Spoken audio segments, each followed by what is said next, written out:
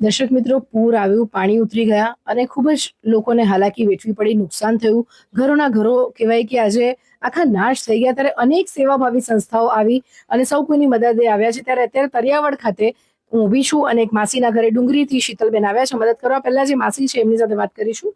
માસી, શું નામ છે તમારું? અમારું શારદાબેન રમેશભાઈ પટેલ.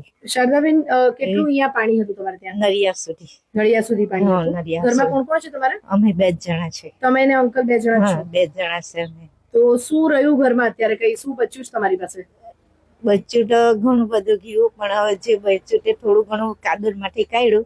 તે જરીક પેલું છે, પણ ગોડલા ગાડલા કે એવું કઈ નહીં મળે. કઈ નથી? કઈ અને નથી. શીતલબેન આવ્યા છે ત્યારે એમણે શું આપ્યું તમને? એ લોકો અનાજની કિટ્સ ને પેલું વાસણ ને એ એવું આપી રહ્યા છે. હા. તો હજી તમારે ગાદલાની ને એની જરૂર છે, હા. કારણ કે સુવા માટે કઈ સગવડ નથી તમારી પાસે. હા. જી, દર્શક મિત્રો, આપણે જોઈ શકીએ કે જે માસીનું ઘર છે, હું વિડીયોગ્રાફર ભાઈને કહીશ કે થોડાક આગળ આવે. તો સુવા માટે કાંઈ નથી એમની પાસે. તો આ એક સાદી તાલપત્રી જેવું પ્લાસ્ટિક પાથરીને માસીને કાકા અહીંયા સુવે છે. તો ગાદલાની વ્યવસ્થા એમની પાસે નથી. તો દિશા ન્યૂઝના માધ્યમથી હું જેટલી સેવાભાવી સંસ્થાઓ છે, અગ્રવાલ સમાજ છે, ભાવેશભાઈ પટેલ છે ચિપ્પાડવાળા, એમણે પણ ઘણી જગ્યાએ મેં કીધું ત્યાં ગાદલાઓ પહોંચાડ્યા છે. હવે આપણે વાત કરીશું શીતલબેન સાથે. શીતલબેન, ડુંગરીથી ખાસ આવો છો, કઈ રીતે અહીંયા સંપર્ક થયો બધાનો તમને?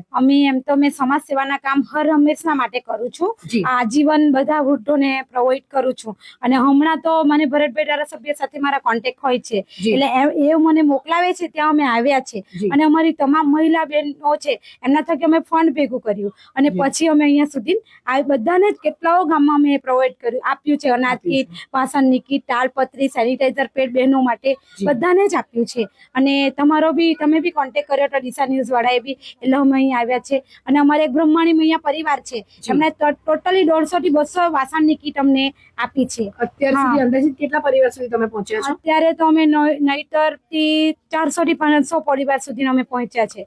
અને ઘણા જગ્યાએ ગયા છે આપણે, તળિયાવાડ, હનુમાન ભાગડા ખુદ, પછી અહીંયા નીચે જે એરિયા છે એ બધામાં જ ગયા છે. અને ભરતભાઈ કોન્ટેક્ટ કર્યા છે, ત્યાં ગયા છે. અમારા સાથે અમારી ફ્રેન્ડ લોકો છે, હા, ટીમ પર છે, એ સાથે અમે મળીને કરીએ છીએ. શીતલબેન પોતે એક સ્વનિર્ભર નારી છે. એવું પોતે ડુંગરી ખાતે એમનું પાર્લર ચલાવે છે.